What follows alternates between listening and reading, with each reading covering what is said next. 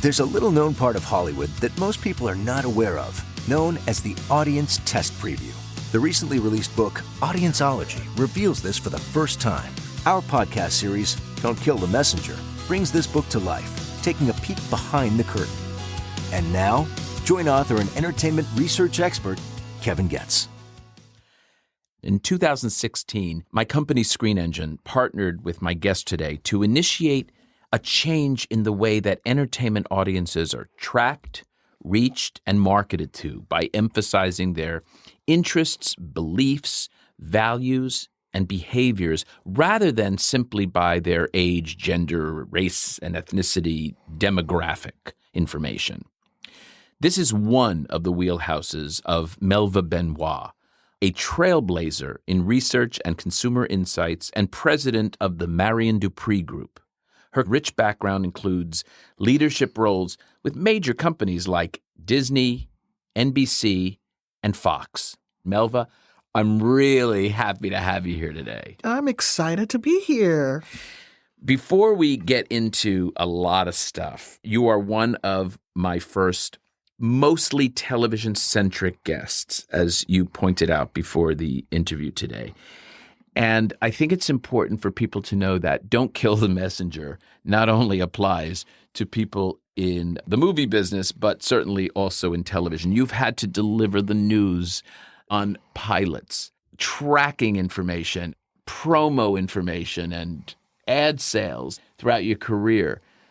Would you concur that that is a very apt title, Don't Kill the Messenger? It is. Being a pure television market researcher for probably the first 20 years of my career, the nickname was Show Killer. Oh, the show killer's coming in. And it's like, I'm not the show killer. It's like, I need your show to work just like you need your show to work because I have kids to feed. So let's sort of figure it out together. I don't understand why they would think that you have some pleasure in or a schadenfreude or something that you want them to not succeed. If you had everything succeeding, your life would be so easy. Exactly. Well, my beginning was in basic cable. And so specifically, though, it was kids.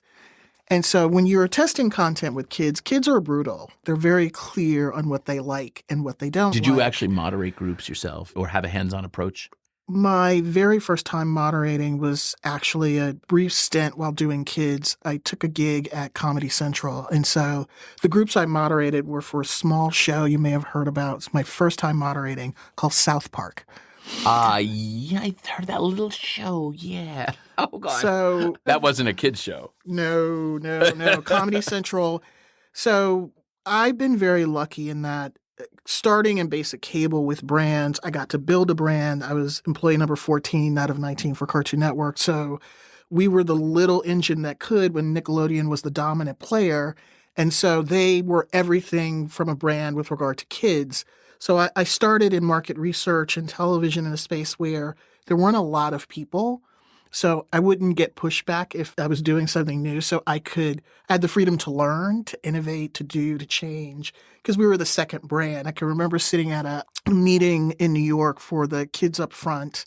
Explain what the upfronts are. So every year before the new season, all of the networks would get together in New York and they'd have parties and introduce the schedule for the fall. They'd be pretty lavish shows, right? Correct. Historically, it was built around, that's when the new cars were being brought out onto the assembly line. Oh. So television. That's how the cadence of correct. that time? It's about advertising at the end of the day. It's not about the show. It's about advertising.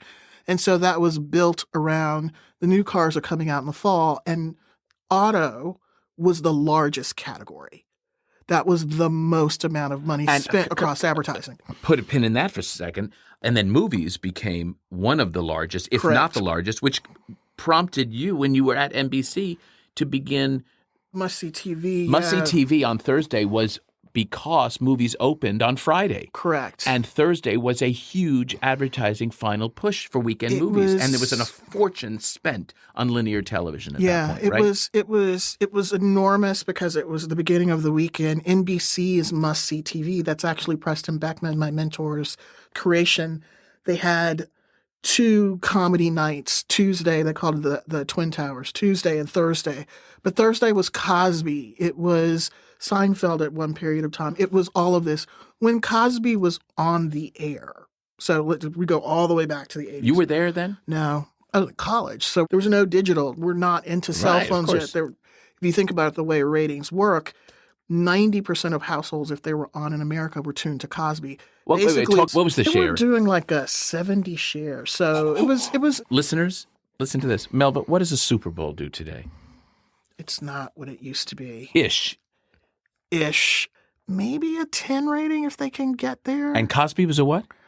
Cosby was double or triple that at some point. It's just beyond staggering to think that there were 3 networks. Fox didn't exist yet. No, I wrote a paper about Fox actually in college and then ended up working there because they were working there. You ran the entire research and strategy group. They announced themselves as I was coming out of college, and it was this sort of interesting exercise that they were going to do. There's so many things I want to ask you. So, first of all, where'd you grow up? So I grew up in Houston, Texas. Okay. Born and raised. Loved television as a kid? Loved television as a kid, and my desire was to be in charge of Saturday morning cartoons. I loved cartoons. Favorite cartoon? Favorite cartoon is The Jetsons. Loved animation, loved cartoons. So I grew up in a household, 2-parent household. My mother was a school teacher. She loved the arts, so many weekends spent in museums, with art, going to the theater. And I took ballet from 8 to 18. And my ballet teacher, who was Black, was one of the first prima ballerinas at the Sorbonne, Black women. So that's sort of my history growing up and my tie to art and storytelling. You know, I've known you for how many years? And you didn't know that. There's so much that goes into, my children would complain. It's like, look, you have to take every lesson that I had to take. You only know I'm from Texas if I have enough bourbon. And it's like, and what does Mike come through with me? My Brooklyn. Exactly. So suddenly I'm like, yeah. What, was that soft? Was that a big dog or what? Exactly. So my mother decided I was going to go to Howard when I was, 8 or 9. We went to Washington, D.C. for the weekend. My dad worked for an airline, Braniff, so we flew quite a bit. My dad wanted me to be an engineer, and so I spent summers in engineering camps, and Wasn't it funny they want to push you? Right. Like my mother wanted me to be an actress. And so I took a lot of voice. My acting classes were at Theater Under the Stars. So I'm in the only nearly all-white production of The Wiz called Dorothy is Alive and Well. Oh, no, they did not do that. Yes, Dorothy is Alive and Well and Living in Oz. When I think of home, I think of a place where there's love overflowing. Yes. So yes. I was in charge of the poppy field. And we did 4 productions. I remember this. I did stand-up in New York for a brief moment. So interesting. And it's good for our listeners to know. Melva is so respected in probably you have one of the longest reigns of any television executive in research and strategy. And to have this background just absolutely exemplifies and highlights what I call finding your A&D, which is, of course, your superpower, which you have, which is innately what you are and who you are, but that throughout your life you bring these different ands into play to form the woman or the man that you become. Yes, completely. Incredible. My journey into research wasn't specific. My boss at King World just put me in research. And then that began the path, and I developed a career around understanding, well, I couldn't necessarily create. I could have a conversation with creatives, and I look at data and I see pictures. Au contraire. No, au contraire. How could you not say that? That's why I think now it makes sense to me why I consider you one of the best that I've ever worked with, and that has to do with the fact that you are creative. And I believe in my heart that the best marketing people, the best market research people are in fact creative beings.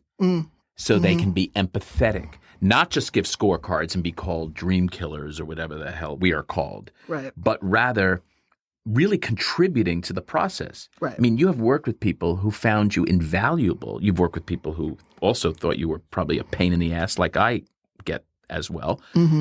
But the truth is you're contributing the impact of the audience, the viewpoint of the audience, and being that advocate for a voice that's never heard. Right. And that takes great creativity.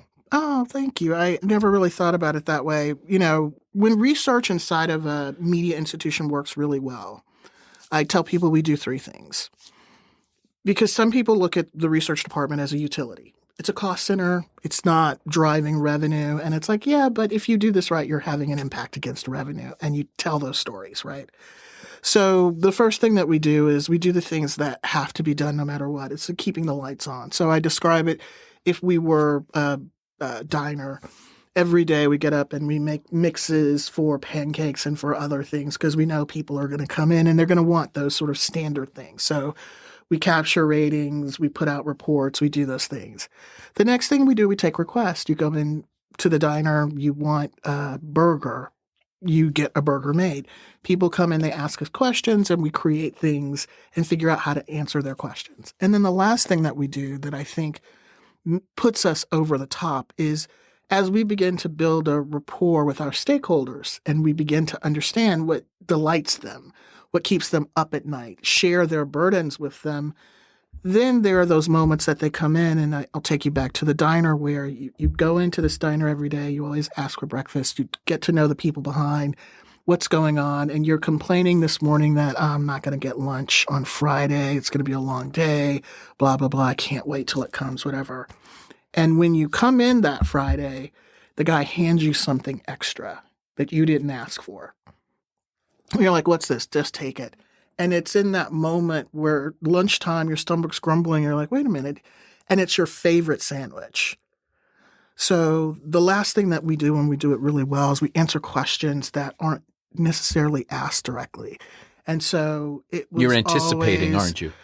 We're anticipating, but we're also participating. What I would tell my teams is, look, whether there's a direct need for research or not in a meeting, we always want our stakeholders to feel, the people that we serve in the company to feel like, wait a minute, where's somebody from research because they make the meeting better. It's like, we just want them in to hear. And sometimes when we're having our discussions, it's like, what was going on? What's everybody worried about? They're worried about X. It's like, let's add a tidbit of analysis. Or I've created things where I remember Kevin Riley complaining to the team about something and just saying, research puts out this really great report that does da-da-da-da-da-da. And suddenly you're getting calls from every other area and I'm like, in Fox saying, like, yeah. Right? And he's like, where did that come from? It's like, well, you were in a meeting complaining, and we sat down and sort of figured out how do we meet this need that you didn't put out. And he was just sort of silent after that. But it's like, if we're doing our job, that's what we do. You know. And you had a very good working relationship with Kevin Riley and also Peter Ligori and Gail Berman. Gail hired me at Fox. So she's a very special woman. She is one of the best storytellers that I've ever met. And then watching her go through the process with creatives and development is actually pretty... because she started in the theater. Yeah. It's producing a Broadway show, I think Joseph and the Amazing Technicolor Dreamcoat at like 21 years old or something. It is amazing to watch her sort of understand a story, and then sort of play it out. And so for us being inside, because... You know, when I was at Disney Channel, we would make 15 movies a year. So that was a quick test. It was a quick test because the movies are formulaic, right? But when you make a show, it's like 20 movies, but it's all sort of one subject. And so what you're trying to figure out is how to give someone enough information to understand that the ride that they're going on, or how they want to lay out their stories, where the audience matters and where it doesn't. Gail was the first executive that I could actually observe, sort of be able to think through 20 episodes or a season, the arcs. Because when you're talking about a movie, it's one and done. It's arcs across an hour. Absolutely. When you're talking about a series, you may be talking about an arc across 22 episodes. I'm learning that now with the streamers, for example. When you look at a movie on streaming and a movie in a theater, you have to capture the audience in a different way. You have to grab them right away. And you can't have the same cold opening necessarily, or if you don't have the same cold opening, you may lose the audience because they're so distracted by doing other things. Television always had that problem, if you will, is holding the audience until those commercial breaks and then gaining them back right afterwards. So, yes and no. Tell me. So the acts were built, and we played fast and loose with the acts to make more money. So 4-act drama series became 5 acts because you just made more money. Broadcast always had less commercial breaks than cable, which people don't realize. So when you actually, I don't know if people are looking at Suits, which I think is on Netflix right now, there's not that many minutes inside of those hour dramas. There are literally 7, there are multiple breaks because they ran so many more commercials than they did in broadcast television. You just had fewer breaks. That's the rub. So Lifetime has 7 acts. Yeah. Yeah. That's crazy. Broadcast only always had 5. Yes. What about now? They haven't increased. They tried to go to 6. It's difficult because writers writing in those breaks, it's a very difficult process because you're thinking about it. What you think about, and you're teaching a writer to write in those breaks is you think about it as a roller coaster, right? You want to take somebody up, and right at that moment, you basically leave and give them, and need to tease and them. you give them time to catch their breath. Right. And they are waiting because it's a cliffhanger. I'll never forget talking to a colleague because 24, we would play, it's like, we're going to run commercial free. 24 is a very difficult show to do that with because we literally did that. If you watch 24, it goes like that. It takes you all the way up. And I remember a colleague calling me. It's like, why the fuck did you take the breaks out? I kept waiting. My heart was going and going because remember, it's a roller coaster. We're just building up. So they said, why did you take the breaks out? Because I it was too much. I needed to breathe. Oh, wow. In the storytelling. So you have to look at it sort of that way. Movies don't have that problem at all because there are no breaks. Yes, you do take people up and down. Well, you have an Act 1 and Act 2, Act 3 structure typically. But you do take people typically. up and down because of whatever the narrative is. But in this 60 minutes, which if it's broadcast, it's 44. If it's cable, it's 42. Think about that. 42 minutes. And now streaming could be anything. It's usually around 50. Streaming, it's random with regard to streaming because you don't have normal breaks. If you did, it would help you with structure. You don't have any breaks often. Depending on who you're selling to. So they're mini movies in a way then, right? Unless you're Hulu because you do have breaks. Right. So understanding that break structure is a part of it with regard to how you tell a story. But then also what I would tell people all the time is like, movies have stars. You know the actor in a movie. You know that Kiefer Sutherland is in whatever movie it is. But when you're talking about television, you're talking about characters. These are very personal to people. People say to you, you know what, Jack Bauer and I have a date tonight. And you know exactly who they're talking about. Because it's personal. You have to remember that whether they're investing. Whether you're talking about streaming or it's just a screen. It's a medium. If you're talking about television content, it's at home. It's personal. I'm watching it like Al Bundy with these are my friends. You're absolutely right. Movies are story first, character second, and television is character first, story second, because I'm only going to watch if I care. And so it's one of 5 things. Oh, that's me. Oh, that's someone I know. Oh, that's someone I want to be. Oh, that's just like my brother, right? That guy reminds me of my neighbor. It's a relatability. It has to be. Wow. Or else you're not in it. So it doesn't matter with regard to story. It's like you only care if you're going to invest in this person to stay with them for 5 episodes because you like them. You want to hang out with them. Speaking of likability, there is a historic show that you were involved with that probably is an example of the best casting maybe ever in television, a show called Friends. And you were at NBC at the time. And the rumor is that Friends never tested well, which I don't think is actually true, but it didn't test spectacularly well. A lot of the creators now like to say, it was almost killed by the audiences. Can you talk about that experience? When we talk about show testing on the broadcast television side, which is very different than happening cable, those deals are made. And when you're talking about the audience, usually you're testing 2 or 3 shows to figure out a whole host of things. How do we sell this? What are we doing with this? Because you've made the decision to move forward. It's not a pilot test. That's on cable. That's on cable. The pilot test, what would happen is the networks would make 20 some odd shows, and they're only going to pick up 4 or 5. So the pilot test is about figuring out if there's some there. can I move forward? So you make a set of norms, you do a quantitative test. So Friends was at norm, and getting people to understand when something's at norm, that's just average. Let me just tell listeners, how many shows have we seen in our careers that have been average and they make it on the air? So the best story is Seinfeld. When I got to NBC, I was given the pilot test for Seinfeld, for Miami Vice, and for something else. And I looked at all of the pilots. The Miami Vice pilot was like, oh my God, I can't believe they tested this. Because it's dark, and I understood why the test read that it did. What didn't go well? It was average. Ah. It was average. None of these things tested poorly. If they tested poorly, they are not picked up, right? And I'll define poorly, because there are shows that have gone on to be wildly successful that tested average. What was that show? The Office had a 50% rejection rate, but of the people that loved it, of the top box and the people that tested it, that loved the show, it was broad.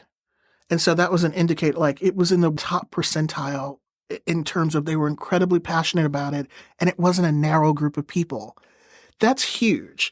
If I'd said, oh, the top percentile of people that love the show is only one demographic, one sector of the audience, it wouldn't have been enough. But there's this passionate group of people that's a broad swath. And so when you look at the scores, Carell and all of that, then it was just a matter of, okay, we've seen this before. Seinfeld is the example. You have to learn how to watch the show. So here's the thing that people forget. When Seinfeld premiered on air, Home Improvement used to kick its ass on the regular. Louis Dreyfus was not in the pilot. It was three guys, right? She wasn't in the pilot. No. So Seinfeld was Friends as family, if you will. So remember, there's a finite number of stories that we tell, right?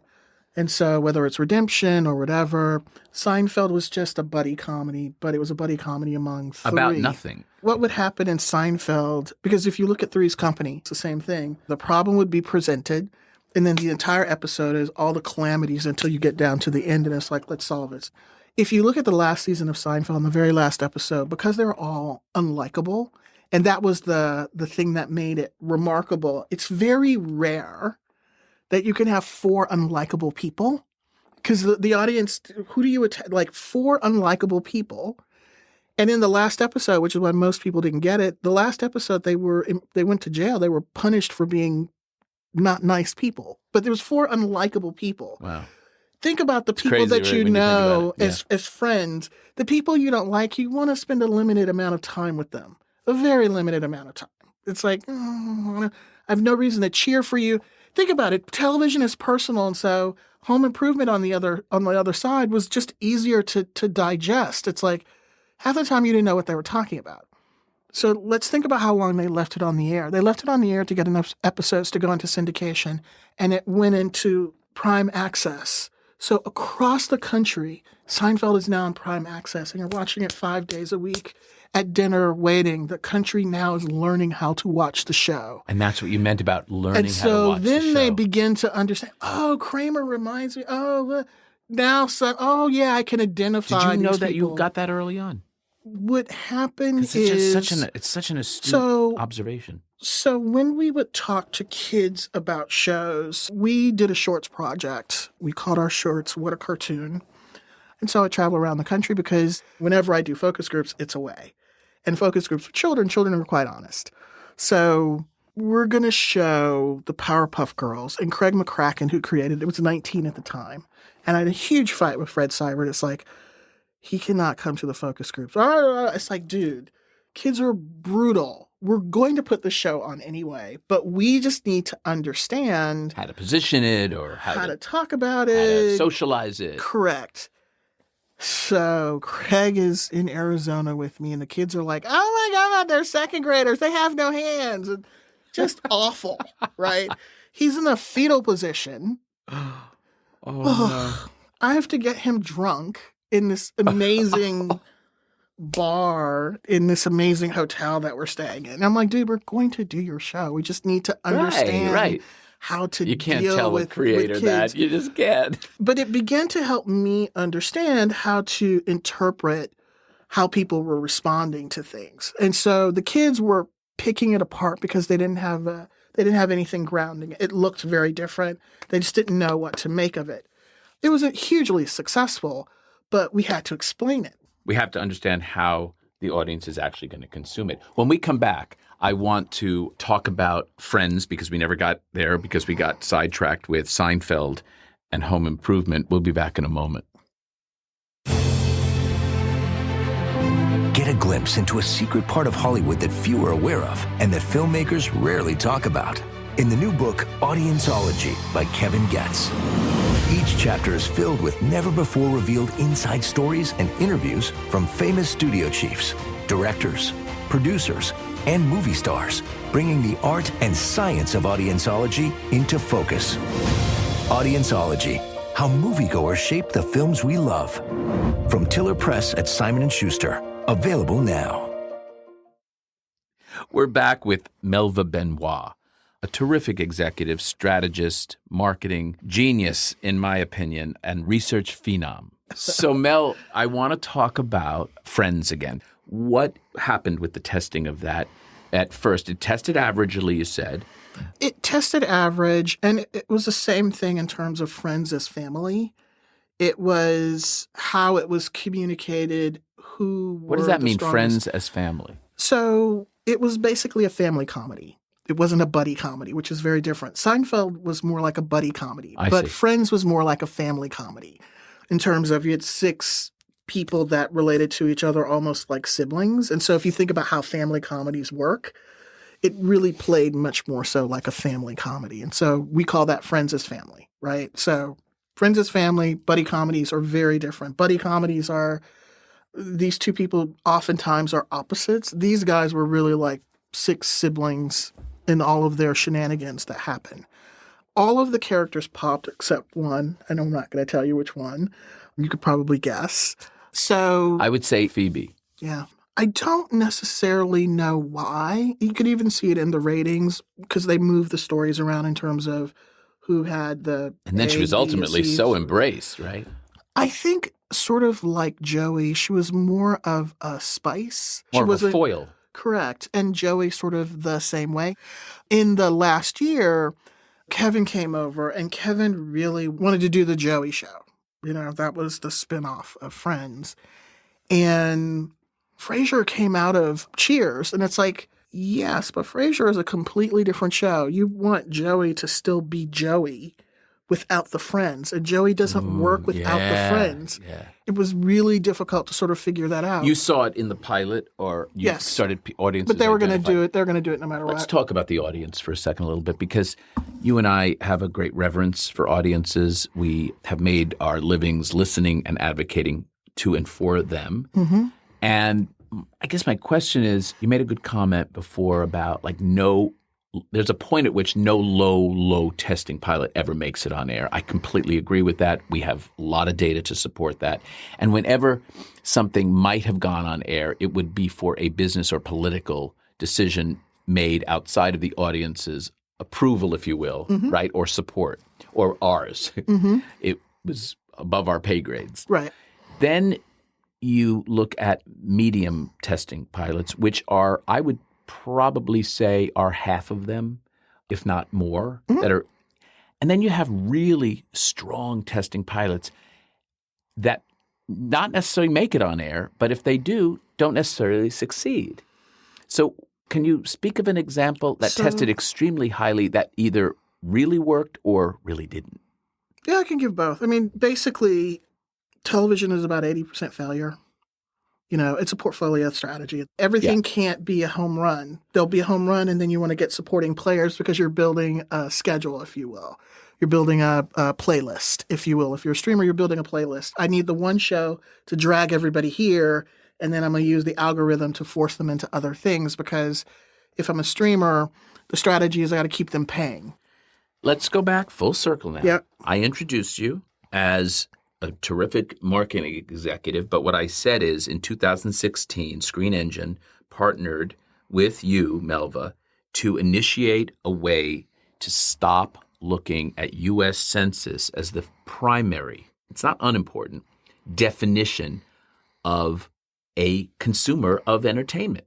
And I think it was born out of the fact that you and I don't know if we were at dinner or lunch or drinks or whatever the hell we were. I'm a Caucasian gay male. You're a African-American straight woman. We share so many of the same program likes. And yet we would not be marketed to each other's. We would respond to the same messaging.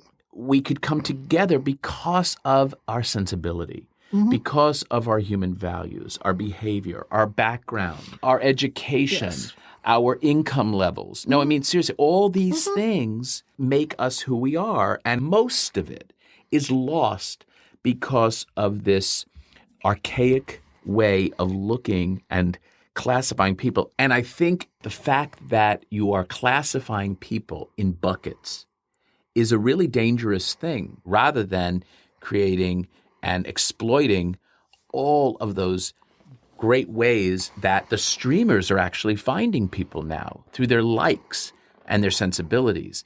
I find that absolutely fascinating. And I would almost go so far as to say a way that has to happen in order to survive the next wave of advertising. Talk to me about that. That's so important to people to hear and understand. So the belief with data, and I'm going to go in two ways. The belief with data was that targeted advertising would get better. The reality is targeted advertising hasn't gotten better. And part of that is for the reason that you talked about. Well, it has in No, it actually hasn't. digital? No, that's what I said. I'm missed oftentimes for content that But it's would gotten make perfect. better is what I mean. No, the promise of targeted advertising was that we would use the data and really go. The problem is because the first way you begin to sort of think about targeting is exactly as you said, age, ethnicity, like all of those things. And so then you miss some nuance in other data. And part of it has to do with models being built by people that are all in a single group, if you will, that actually don't think sort of much more broadly about things. The example that I give sometimes, my daughter is very eclectic and broad taste, the 16-year-old. She found The Bear because it showed up in her feed on social. And then she said, Mom, I have a show for us to watch. And we sat down on Hulu, and that's how we watched The Bear the first season. But The Bear, which is a perfect show for me, has never shown up. And I watched The Bear, I've watched both seasons, has not shown up in anything that comes to me on my phone, none of my social, nothing. And I am the perfect candidate because I'm already watching it. Right? So you can actually see that because my name is on Hulu, but they don't find me in targeting. I don't know why I don't show up in the algorithm, which is fascinating to me because it's like, wait a minute, am I completely out of the demo that I don't get anything coming at me because I'm watching this stuff? They know I'm watching this stuff. What a missed opportunity. But that's where the old thinking around who, where, and what, and I'm sure I probably get screened out because of age, because of where I'm living, things that are normal, as opposed to, wait a minute, she likes this kind of, because you have that information on me. Last night we did a screening of a documentary, and the filmmaker said something like, well, I sat with a New York Times, ex-New York Times critic, and we were looking at the people who were, and they were not people who watched those documentaries. Well, and you know what that means. People don't understand. What our brief was called was the new majority brief. Yep. And that this country is turning in the 2040s to the entire country becoming more minorities, what we deem as minority groups. Country's getting browner, right. Exactly. And we are not representative of that so often. I'm trying to reframe that conversation. I'm asking you, do you think there's a way to change the ad industry to come around to our way of thinking? Because it really requires almost the U.S. Census to not have the U.S. Census as the principal measurement, but rather a segmentation of Americans so that we can use that as the basis for buying data and for buying advertising, because that's really what it comes down to, is a dollars and cents issue, does it not? Yeah, no, I completely agree. I've thought about this for a little while. So going back historically with the census and this small example, growing up in Texas and Houston, when I became school-aged, we weren't segregated. We were integrated. when my mother was coming up in Houston, it was all segregated. And desegregation happened because she was a part of that in 1967, the year my brother was born. One of the things that they would do in looking at census information to basically how the money moved was they would count Hispanics as white. So understand what I'm saying. The way demographers have sort of evolved those things is sort of what drives those numbers, which don't necessarily reflect what the country looks like. But we know for a fact that the country is getting browner. We know for a fact that a number of mixed race people, that number has grown. We know for a fact because births were going down, in particular, that there were just more coming through. I have studio executives that have walked into movie screenings and said, this is not representative of the audience. And I said, well, it's representative of Los Angeles. Let me tell you that. Correct. African American in Los Angeles is probably close to U.S. Census, but it's only 6% in the state. Right. So I'm saying this is exactly who do you think is showing up? Correct. And they want a sea of white people. I'm sorry to say. And it's like, but no movie, almost no movie, with the exception of certain art house films, have 60 or 70% Caucasian makeup. Most general wide release movies, the Caucasian numbers are in the 40%, below the U.S. Census, again signifying that we must reach people through their shared attitudes and behaviors. The bubble that is Los Angeles was always sort of funny to me, and Fox was not exactly A County. So it would always be funny to me when we would show people watching and executives would kind of move around because it's like they're not seeing a reflection of themselves because they believe that they represent the U.S. It's like, dude, we're like a C and D county network. What is wrong with you? I remember you asking me to take video of people that were interviewed. Remember we did those because you wanted to prove to your executives that this is what it looks like in St. Louis, and it's very diverse. Liguori just liked to Peter punish them. Liguori, Yeah, he would take them to some awful place and say, this is our audience, FX, and it would be some podunk town that they indexed really high. But for me, I would have to remind people, look, we're not even on 7 days a week, 3 hours a night. We have less programming than everyone. So we don't have daytime. We don't have all of those things. So we have to rely on whatever is in the market. And when they heard people say, no one says Fox, they would say Fox 11, Fox 26, and they would talk about... You created more than any other network, a brand. Well, I would say you, and it's followed by CBS. So let's go through the brands. So I started at King World.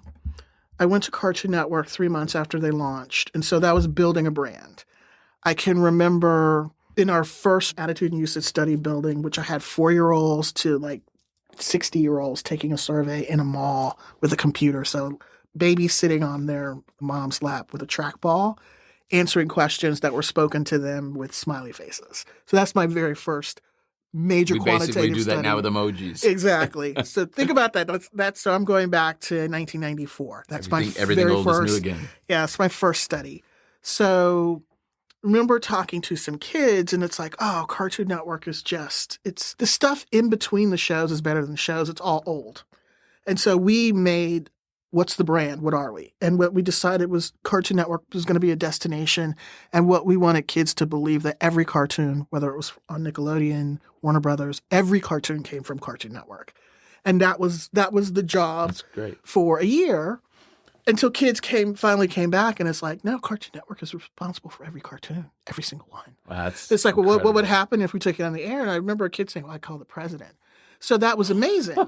So jump there to Comedy Central, where it's like, okay, what do we want Comedy Central to be? So we're going to basically turn a brand around. And we were doing this work. So funny. We're doing this work, projection techniques. And so we're asking people, okay, if Comedy Central is a person, describe them. And so they were all like, oh, Comedy Central is a man. It's a comedian. He's kind of old. He's got shades on. And he's like the old guy in the club. And we're like, we have to figure this out because we don't want to be the old guy in the club. So we created a show, which people see now, called The Daily Show. I think Craig Kilborn was the host at the time. What I had to do to get the creators in the room, they're like,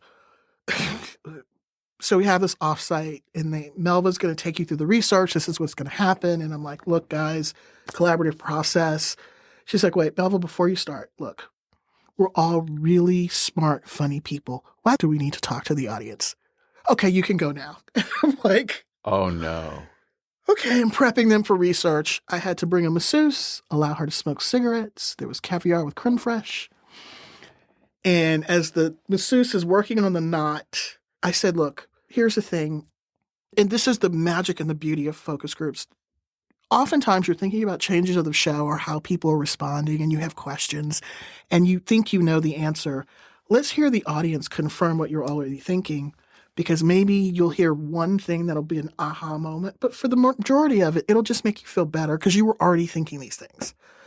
So we knew some of the changes that we wanted to make, but as the focus groups got going, and I saw the producer sort of sit up, and it's like everything from, it's like, why doesn't the host laugh, to all of the confirmation came through. You got to train them. But all of the confirmation came through that it was suddenly like, focus groups were the greatest thing ever. When can we do them again? And then jump forward to, now I'm going to moderate focus groups, and I've stacked the deck, and I have nobody over 25 for South Park. They're all animation lovers. We've been working on this show for 9 months. We think it's the funniest thing ever. And they all watch it. And then, okay, pencils down. It's like, okay, the pads are passed out. It's like, okay, on a scale of 1 to 10, 10 means you loved it, 1 means you hated it. And then write down 2 things you liked about it, 2 things you hate. Okay, pencils down. Let's go around the room. And here we go. 1, -7, 2, 3, -20. And the color's draining from my face because it's like, okay. But it's a terribly testing show. How did it get on air? So then it's like, what's your favorite thing about it? That it ended. And we go through it, and in the focus groups, I could see they're just picking it apart. Like there's nothing I could say to get something constructive. And then I take a plane ride. I had to get on the red eye to go back to New York. And it's like, what just happened? And as I'm sitting there trying to understand what they were saying, it's like, they don't know how to watch this. We've been sitting with the show for 9 months.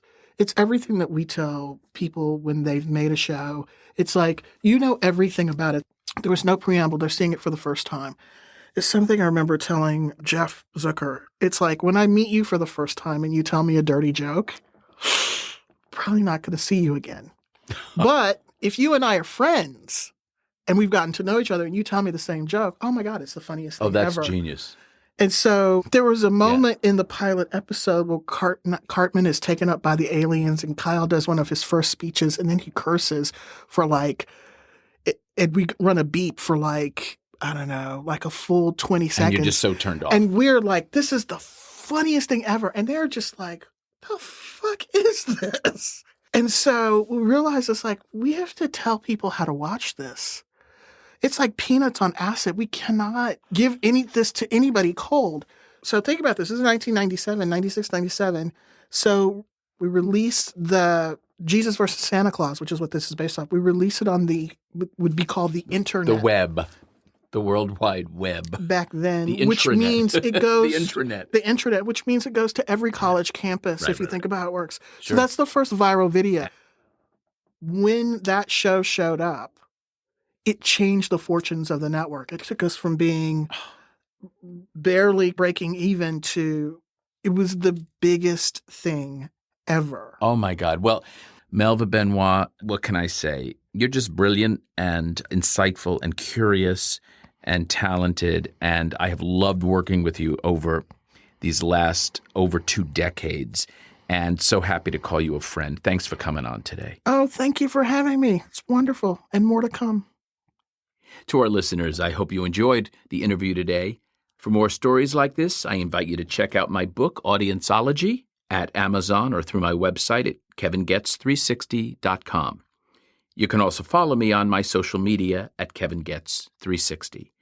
Next time on Don't Kill the Messenger, I'll welcome the accomplished veteran producer, executive, educator, and author of the book Creative Producing, Carol Baum. Until then, I'm Kevin Goetz, and to you, our listeners, I appreciate you being part of the movie-making process. Your opinions matter.